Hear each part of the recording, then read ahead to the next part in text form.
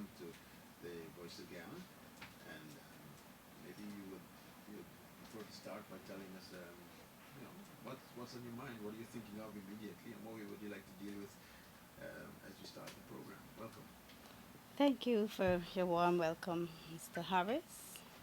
And yes, I would like to begin by greeting my fellow Guyanese in my native language, Miarmang Urbanai. And why I chose to greet my fellow Guyanese in my native language because tomorrow we'll be observing the International Day of Indigenous Peoples' Languages. And hence I begin by greeting you in Akawayo. Nyarumang, Arabanai, meaning greetings. How are you this afternoon? Well, I know just Okaya, I think that is somewhere from the north, and please forgive me for not knowing any others. I know good afternoon and how you doing. All right. So this suggests that um, there is a special effort to what remember or highlight indigenous languages or cultures. Which would you prefer? Well, there is a special effort, and also I wish to highlight that the government of the day has taken a deep interest in promoting indigenous languages. And you may have heard from my colleague ministers from Indigenous Peoples Affairs that they have now launched dictionaries. They have established programs in the Wapishang language, which are broadcasted through the different radio stations that his government has established in most of our hinterland regions, in which I can say we now have a radio station in the Lethem, Radio Lethem. We have a radio station in Bartica. We have a radio station in Oriala. We also use Pywomac, which was like the veteran radio station, the only radio station in Region 9, and it was like privately owned.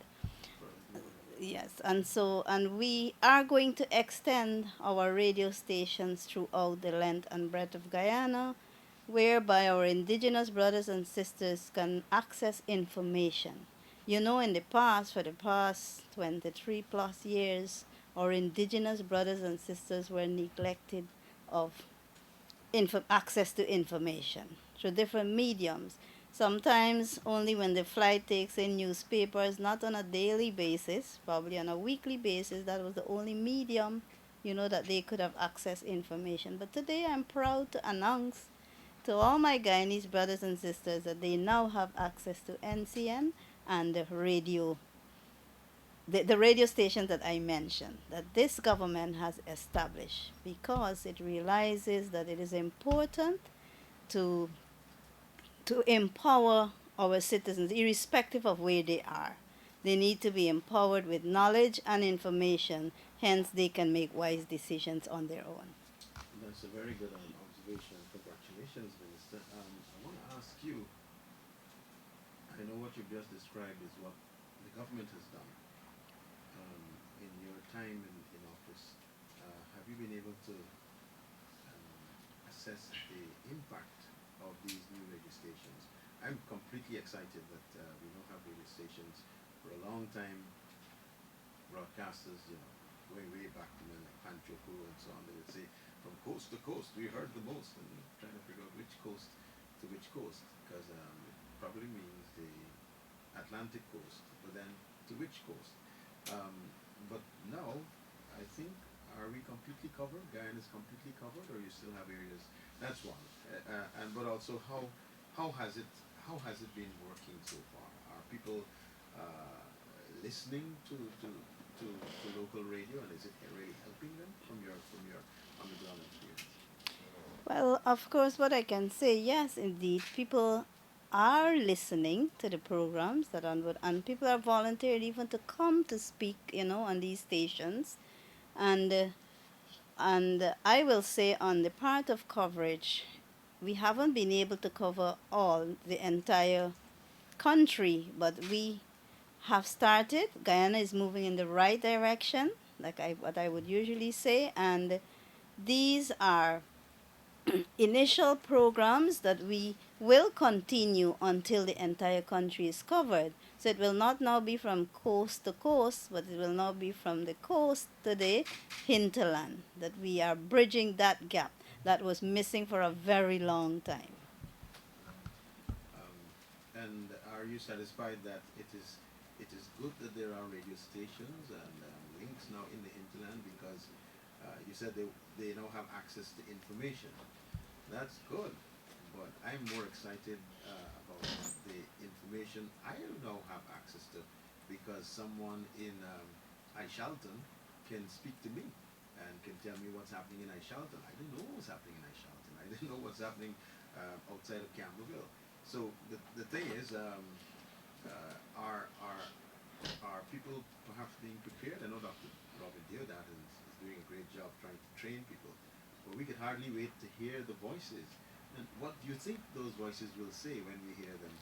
When Bean Hill starts to speak to the coast, when Shea starts to speak to the coast, or Sakata, or those places, when they begin to not just listen to a voice from the coast, but when they begin to speak to us, what do you think we're in for when that happens?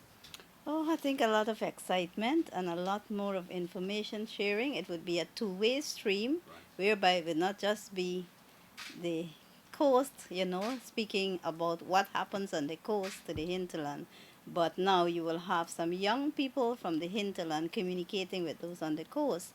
And hence, we are continuing to train young people. Like you said, Dr. Ravidrad is very busy, and what I can say that the establishment of these radio stations has begun to create jobs Right. for our young people in the hinterland, because that's one of the most cry we have. Young people, they need jobs anywhere you go. Their problems is creating jobs for them. And so I am proud and I'm happy that these radio stations that are being continued to establish, because we will not stop, we will continue as the resources flow. We will continue to connect these communities through our radio stations. And so I am very proud, and I'm quite sure that the young people are bubbling with excitement because they have so much to share with their counterparts on the coast. Right, because I guess if they were to do a live broadcast from walking up the side of a mountain or through, a trail or something, that would be amazing. I was in Lethem once, and I heard an announcer on the coast describing, I think it was raining cats and dogs in the city, and there was flooding on the Homestretch Avenue, and I think a tree had fallen, and animals were escaping, floating out from the zoo. It was a bizarre scenario, but when I sat listening to that in Lethem, I realized that many of the persons around me didn't have a sense of Carifesta Avenue, Homestretch Avenue. Those are all strange things, just as if they were to describe you know um, Pasok or something, and it'll be strange to us on the coast. So, which is why I'm asking: are you really? Is it? Are they being prepared to really begin to speak to Guyana so that what was formerly hinterland can now become, maybe motherland or the mainland? Yes, well, that brings me to another point why this government, especially His Excellency, had a vision of establishing tongues in every region.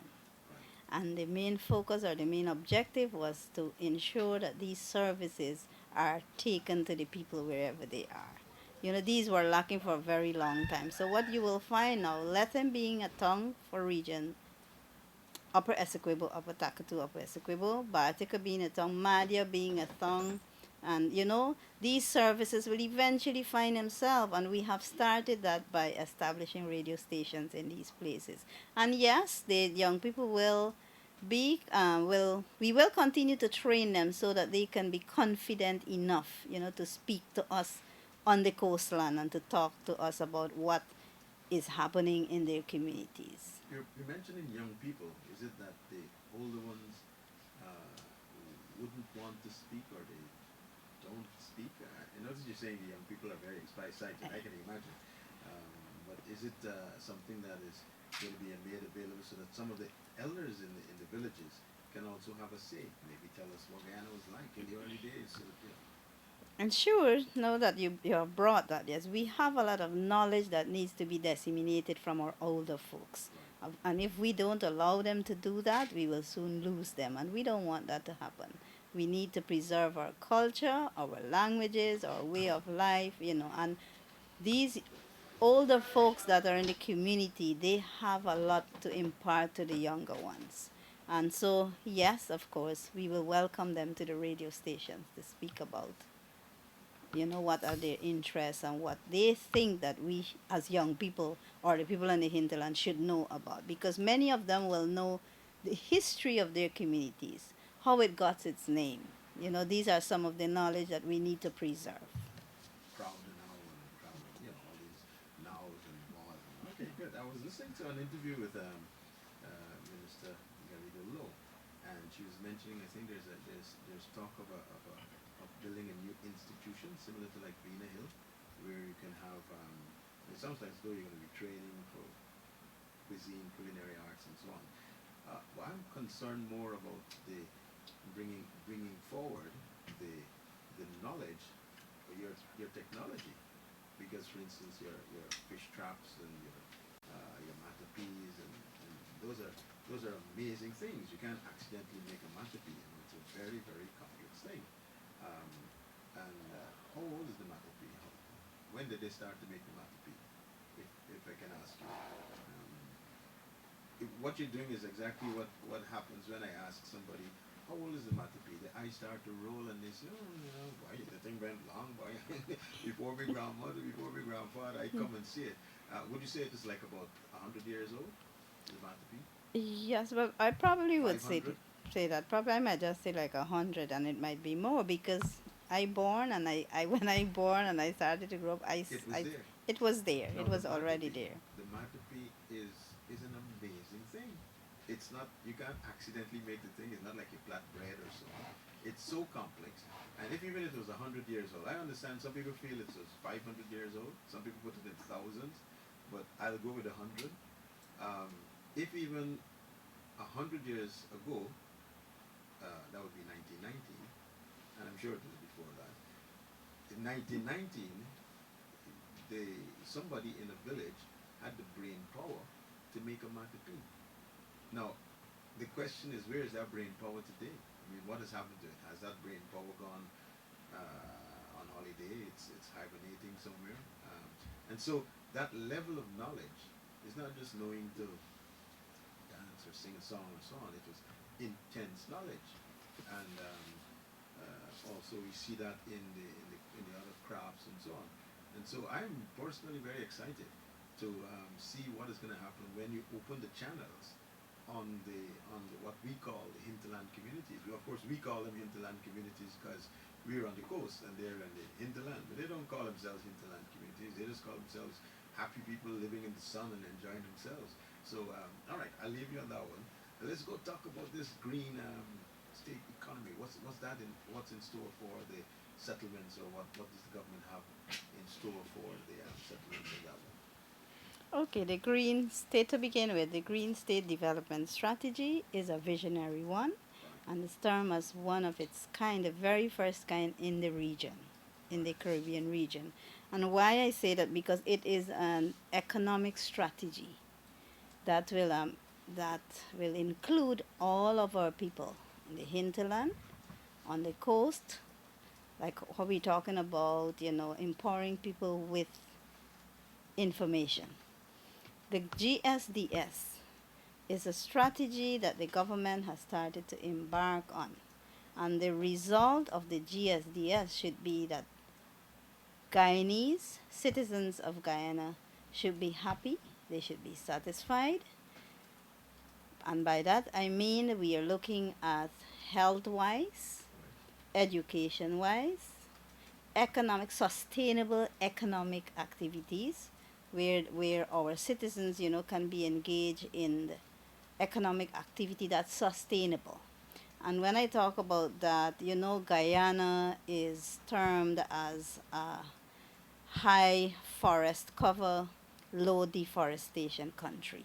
And Right. what that means, that we have been through the years been able to preserve our forests. I think the stat says it was like 0.048%, which was the lowest in the year 2019 in the entire world. Deforestation state was the lowest in the entire world. And so Guyana is a member of the Guyana Shield. And hence, we have a natural resource, that is admired by so many persons. When I speak to diplomats and other persons, they say you're very fortunate to have this standing forest. When you go to developed countries, you will see a concrete city, with skyscrapers, and many of their children can't even, relate with a forest per se, or even to relate themselves with a fruit tree that bears fruit. There is so much concrete around, so much skyscrapers. And so Guyana is very fortunate that we still have our standing forest, and we know what it was. Previously, it was called a low carbon development strategy. And so as a government, when we come, whatever is good, we keep, which is not, which we feel that is not so good, we do away with, but we never get rid of. It is not wise to get rid of everything just because you're a new government. And so we looked at all the plans that were previously studied or researched, and you draw from each, and hence we came up with this GSDS, which is accepted, as a visionary one throughout the world, and which is a vision of His Excellency, none other than President David Arthur Granger. That's an excellent summary of the GSDS, and you mentioned that it's built upon three pillars: one of health, one of education, and perhaps the third one on sustainable economic development. Um, let's talk about economics, and let's talk about economics in the well, we call it the hinterland communities. Um, and I accept the concern and maybe commendations of the international community concerning our forest cover. Um, but is it possible, and what is in place to ensure that our people, and in this case the indigenous communities, are able to develop, and not so much sustainable development, which is a given. You want to make sure that once it's development, it's sustainable, but it's competitive, because you want to be. I would certainly hope that, let's say, 2 or 3 or 5 years into the GSDS, a young girl or a young boy in somewhere in Paramakatoy um, can become so economically empowered that he or she can do or have access to the same services a young boy, a young girl, or a teenager, or a young adult can have if they're living on the city. And a lot of that has to do with real estate, access to funding, being able to go to a bank, being able to get a loan. And so I'm wondering, at what point do you envisage the the the the, the massive development, economic development of the hinterland communities, so that anybody in Guyana could be economically empowered, just like if I can go to the bank, get a loan, buy a fancy car and drive it. Somebody in the hinterland community should be able to do that. Do you have ideas of, you plan to put in banks in there? You plan to have some kind of lending agency? What's on the cards? Well, of course, yes. Like I told you earlier, that's the main reason why we established tongues, so that we can take bank services, GRA services. In the past, if I had wanted to open a business in Cameroon, Right. I would have had to travel from Cameroon to Georgetown, and then from Georgetown to Perica, and then from Perica to Suriname, somewhere in Anna Regina, to register my business. And you know Study. how I much think at it's study, and you yeah, know because how much, I had to do that. It you didn't know make sense. how much that would have cost Yeah, me, right. the air flight, then to go to Perica, then to catch a speedboat to go to study, just to do that. And so when we came in, we saw these, that we need to be corrected, and hence we said establish tongues in these hinterland areas so that these services eventually will find themselves there. And we're talking about 2040 vision. We're now in 2020. So we hopefully what we're planning to do or what do we have in mind as a government is if I may say that this can be achieved through guided reinvestment of oil wealth. You know, that's what we plan to do in productive public investment and into diversification of economic sectors throughout the length and breadth of Guyana. Well, I'm glad you touched on that because that was my second question, which I almost forgot to ask you. But we've got Guyana all excited about oil and gas, the prospects. Um, I get the impression it's like a coastal um, excitement. You know, people on the coast, the private sector, people. You know, but when I go off the coast, I get the feeling, oh, them boys in Georgetown getting oil and we can see what happens. What happen? How does a Guyanese in Cameroon, as you suggested, how how how should they feel about the oil and gas prospects that are upon us?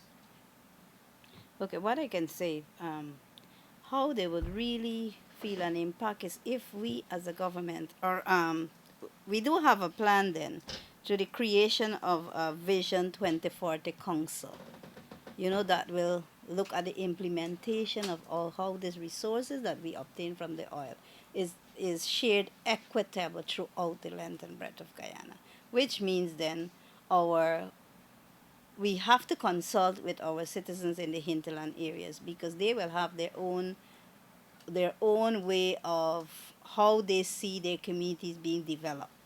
You know, we on the coastline, we probably might want to see these 5, 10 story buildings, a lot of city malls, and all these big other investment. But that may not be the same for the people in the hinterland. What might be more, you know, important to them, we wouldn't be able to know unless we go to consult with them. And hence, by the guidance, you know, as they're guided about investments, like they become excited about new jobs that will be created, decent jobs that will bring in income, that they can live productive and happy lives as citizens in their own communities. Well, I'm so glad you said that, and that sounds like very good news for the hinterland. What I would suggest, or probably ask at another stage later for details, is what is in place to ensure, because you rightfully mentioned that on the coast, if we hear about the kind of windfall of oil revenues, we're thinking malls and fancy buildings and big development. But all of those things are related to just a lot of money because you couldn't do it before because you just didn't have money. Um, in the hinterland community, what happens if the Tushao and the village council, they don't get, say, 14 million Guyana dollars from central government. They get, every week, they get 80 million US dollars. What happens then? What does the hinterland community do at that point? Is it a free for all, 24 hours marshal money? What's going to happen from there on? The point I'm making is, do they have, and are you in a position to ensure that they have the ability to effectively manage massive amounts of money? I'm happy that you brought that question. And Vision 2040 prioritizes investment, in people's capabilities. And by that I mean through training, retraining, and skills development, which will make it possible for women, men, youth to successfully transition from old to new jobs. And when I say old to new jobs, you know, in our hinterland, we have so many natural resources. As a child growing up, I knew then my grandmother used to take me into some of these forests and she'll identify some leaves that you can chew when you're having a fresh cold. And it tasted minty, something, you know, like mint. But so we have a lot of these intelligent in the hinterland, but we have to use the resources to train the young people to become scientists, herbalists, probably botanists, so they can explore the plants and they have. Because what happens? Somebody from another country who have that knowledge, who has a scientist, can come, identify a plant, which can be used to cure the disease. And hence they take that out of that community. And what we call, so we lose our intellectual property. And so they take that out. But like I told you, our older folks have that knowledge. They know these specific barks that you can use. I can even recall when I got a burn that she scraped the bark from a certain tree and then pasted on it, like, and that helped heal it very quickly. So we have this intellectual property that needs to be developed.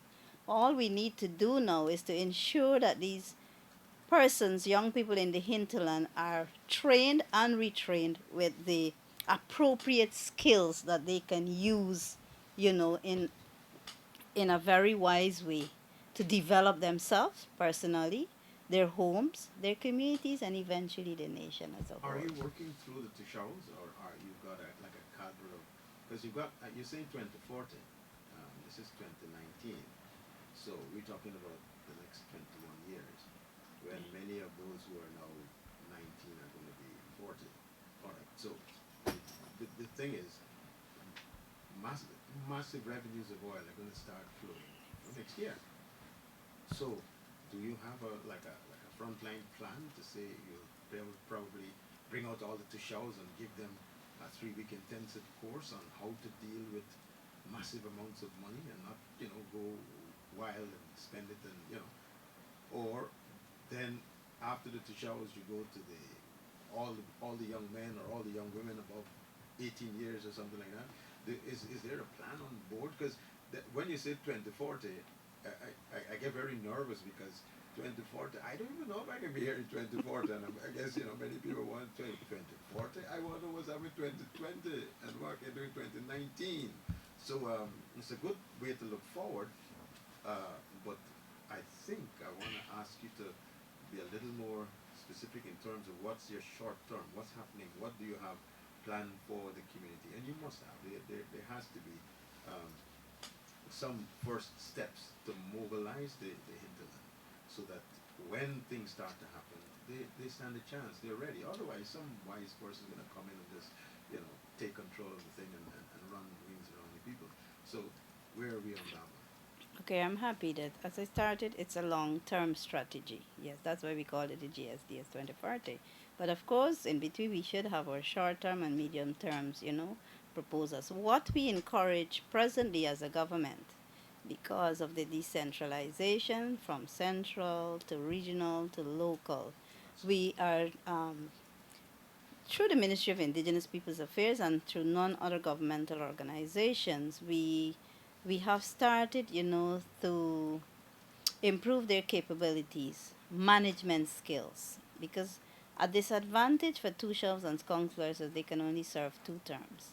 And by the time a two shelf and a counselor, actually gets to know how to manage, learn this administrative skills, sometimes, they're voted out and another person comes in.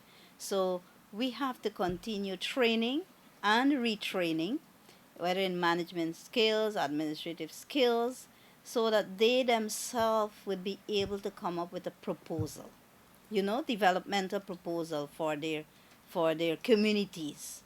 And that is the only way we can, move forward with them. So we have to have plans. Yes, I agree with you, short term plans to empower these people, the village councils, and even the groups that we find. We have women's groups in these indigenous communities. We have youth groups, we have sport clubs, and these are avenues that we can use, to bring them together, to train them, to come up with their own proposals, to be able to document their own visions to see how they would want to see their communities in the next 5 or 10 years. If you've just joined us, you are listening to a discussion, a friendly discussion, Yes, with really. Minister of State Don Hastings, and we are talking about the Green State Development Strategy and how we're developing the hinterland, And Minister, if I can just get back to you on that, you did mention that you're training for like management skills, and that's good. But first of all, if you're using the old books, uh, that that person could be trained for an old management style, and managing a cake shop is a little different from managing. It's the same principle, but it's a lot, very many different dynamics. Like if you were managing a shopping mall, um, and in the light of what is upon us, um, I'm just wondering if it's safe to say that we should be concerned that even the training that is going in has to be radically adjusted, because for many of our village councillors, many of our tishaus, many of our young boys and girls in the riverine areas and settlements, um, they have never actually um, had this kind of experience. There are many people on the coast that have not had this kind of experience, and very often when you talk with people, they they give you, yeah, we know, but clearly, um, when you see foreigners come, when you hear foreigners speak about our oil, you get a greater sense of both urgency and the scale of the thing. But I guess it's building up on the coast, and I just want to be assured that in the hinterland also, there isn't this disconnect where they feel, well, okay, the island thing is a Georgetown or coastline seawall government thing, and in here we got our hard life. We can just catch two whatever we catch it and cook it and hope we don't. I'm hoping that what happens for the coast in this current excitement, it really grips not only the hinterland, but they are able to maximize the benefits. Anyways, your interview, so you tell me how do you plan to do this thing? I mean, you're sounding a little very relaxed, Minister. I Yes, I think am. and I think it is something that requires we need to be a lot more. We should be dealing with this thing with serious urgency. They say oil is going to be flowing in April of 2020. This is nearly the middle of August. So you're talking about September, October, November, December, that's 4 months. January, February, March, April, that's 8 months. In 8 months, and that's not when we start, that's when we're ready. So we have to, what is an 8-month program for the hinterland? Would that look like? Over the next 8 months, what do you plan to do in the hinterland? Okay, well, I will leave that for looking presently now. The department, the ministries have all been guided to ensure that their budget that they're preparing for 2020 Wow. coincides and correlates with the GSDS strategy. Hence, they have to now look at ways to reskill the labor force. Like what you said, as we're moving into this transition, it's a transition from the old job to a new kind of job.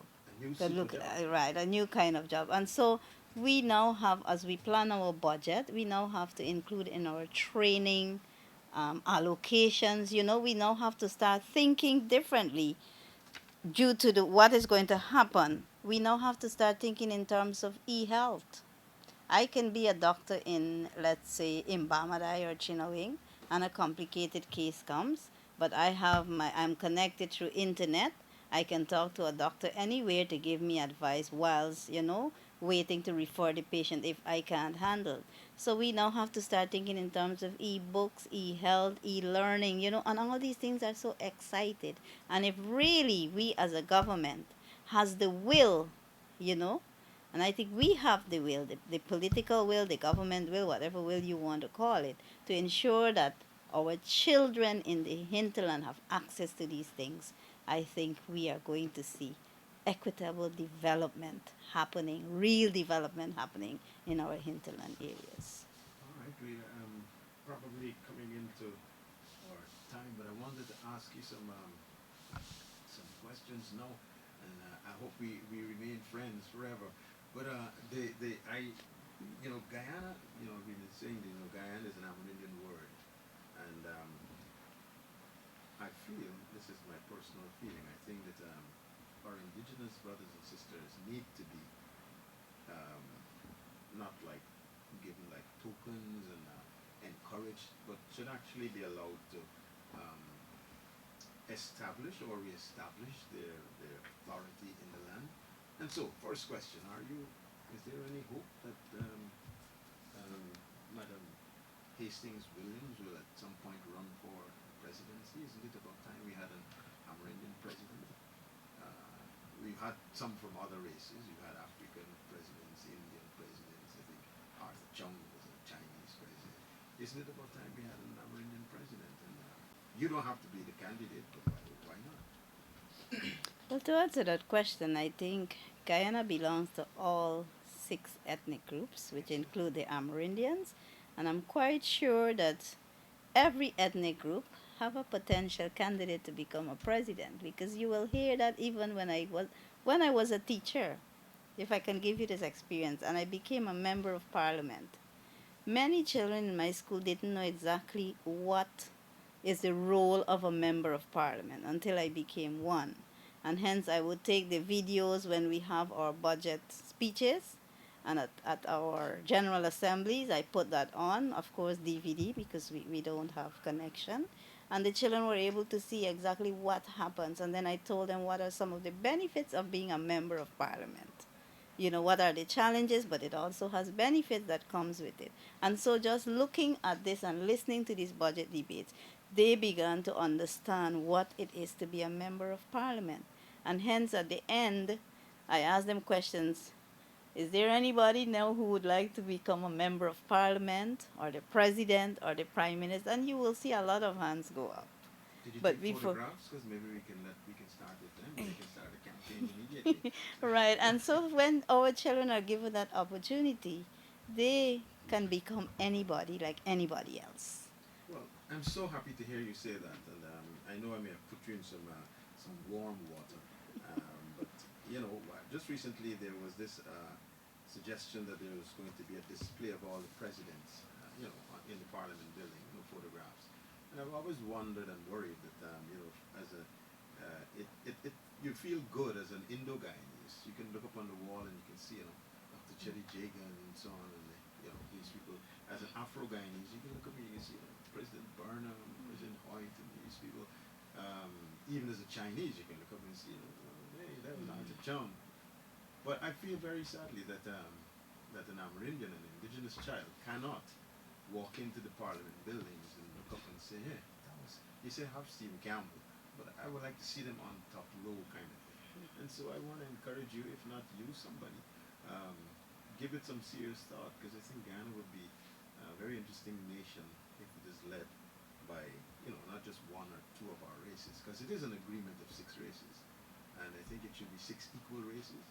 And so my final question is, how do you plan to move your people into the same zone as the others in the very Guyana that you have organized? Don't look at me like that. I'm asking a friendly question. How you plan to do that? Because I find that they're too far behind. I find that when you go to the communities, and even when you do ministerial or professional visits, I don't know how you feel when you go, but I am rather sure that politicians and even our cameramen and things and so on, when they go into these communities, they spend a day and a night, but by the second day they want to come back to the city because that thing there is serious. And so I think that our people in the hinterland are too far behind in terms of comforts and conditions, and this is why I laud the president's view of a good life for everyone, not just those on the coast. So my question to you is, what are you planning to do to bring them so that every Guyanese, hinterland or outerland, would be, I can go stay in Camera, I can go stay in Crowdenau, I can go stay anywhere in the country and not feel like, okay, I'm so glad to get back home because there are toilets back home, I got a shower, I got a window with a lock, I got a door that is closed, I got don't know. So how do you plan to do that? Maybe this could be a first presidential crisis, and I'm going to be leading my people there. I say, I can play Mata P for you right now if you want. Okay, thank you for that interesting question. Yes, I always look at that too, but then I tell myself, I encourage myself, like it's not a done deal. There is nowhere in our constitution which says only the Indo-Guyanese, the Afro-Guyanese, the Chinese should be the president. That's right. I think, like I told you, this country belongs to all of us. All six of us. All six races, all of us. And And actually, if that was with your permission, because if it wasn't for Stephen Campbell, I don't know. I hope he did it. He didn't get any flack for it. But had he not agreed in 1966 to that, this could have been a very different arrangement. But he did agree that we will share the land with 5 other races, which I think is good for people like me and others. But I would really like to see the indigenous, and it's still a Guyanese word, you know. My son, I gave him his name, you know, because when you name things, it's because you were there when the thing started. So the fact that Guyana is an Amerindian word means that you were here when the thing started. So, all right. Anyway, finish your interview and let's see what happens from here. I'll keep in touch with your political rise to power. Yes, yes, like I said, Guyana is a land of many waters, and it's an Amerindian word, and we have made our contributions as indigenous peoples, our first peoples. We continue to make our contributions, and I do agree with you that we have yet a far way to go. But I want to leave with you that this present administration, the APNU AFC coalition, has done much more work than what we experience, because traveling throughout the length and breadth of hinterland as a minister, but I did travel before. I did a lot of traveling because I always tell myself I must know my country before I go to explore another island or another city. Right. Because when I go there and they ask me about what Guyana is, I must be able to, tell them confidently about our waterfalls, our rivers, our mountain ranges, all these beautiful things that we have in Guyana. Right. And many of our Guyanese children have not been able to, to go and experience these things. When I first came to Georgetown to attend a secondary school, and I told my classmates that every August I have to fly home. They were like excited. You fly home? You have to go home in an airplane? I said, yes. I said, but not overseas, over trees. Because it's just right, not going. But in their mind, they're like, I'm traveling to New York or somewhere because I'm telling them that I have to go home in an airplane. So, we need to bridge this gap. I think it is wise that we should start having youth exchanges or youth trips to take children from the coastland to spend some time. I quite agree with you. We have to do a lot of work so they can be comfortable when they go. They can have access to a modern hotel or a guest house that have the basic amenities, so that they will not miss out so much of what is on the coastland. Yeah, because And many of I the think youngsters leave and they don't want to go back to the hinterland. exactly, Yeah. when they come out to study. And that is why the government has embarked on making it more conducive. So even if we have a young person coming out to be trained as a doctor, they must want to go back home, one, and then they must be comfortable when they return home. Having this, whether it's a solar fridge, a solar, but they must be comfortable. But we don't have solar fridge in Georgetown. We talking about a Lexus. We talking about a 48-inch TV. We're not talking about solar fridge. Because those kids never want to go back to that. By the time they go there 2-3 weeks, you see they jump on a plane and they back down somewhere on Mandela Avenue. Well, I just So, said that for example because that's a clean way of using honestly, utility energy. I accept. Yeah, It's a because clean way. it's a clean way. It, That's why I said solar, because the government we're embarking on solar farms, to give energy. And when we provide electricity, so many things can be done. You can well, have can it be? small agro processing, things people can now start to make fruit juices. Because in many of these communities, you find they have a lot of pears, they have a lot of these healthy fruits, organic fruits. No fertilizers are being used there. And so much can be done. We have to add value to the products. It is time we stop trying to get market to bring raw materials. We can have pear juices, we can have dried fruits packaged attractively coming from this hinterland with the indigenous label on them.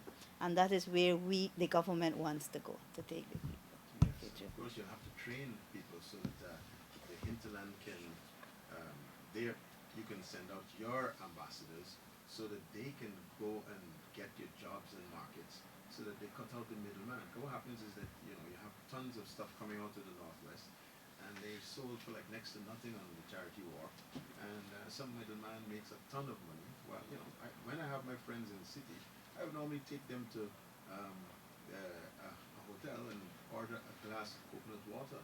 The glass of coconut water is $800, and you know that, right?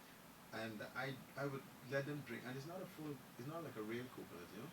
In the Pomeroy, we could fill that glass with like about 4 times, and I let them drink it for $800, so they'd understand that when they sell it for $20 or $40 in Pomeroy, somebody by the time it comes down, they're making, it's $800 for a nut, and that's just a glass. So I think we can. It's a good moment for us as we look for plans and ways to develop the hinterland, to not just think, ordinary. Well, okay, well, we want y'all to live happy, but come on, minister, let's take them up and cause them to fly, cause them to zoom. So I think we have to train them in marketing, so they market their own pears, they market their own nuts, they market their own fruits.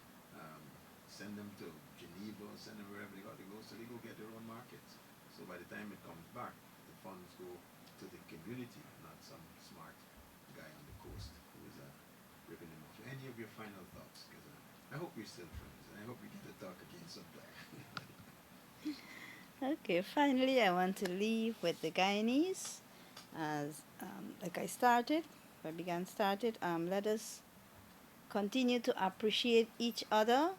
We've all made significant contributions to the development of our country. We need to unite. For united we stand, divided we fall. So I encourage all Guyanese throughout the length and breadth of Guyana to work together to develop this beautiful land of ours. I thank you. Thank you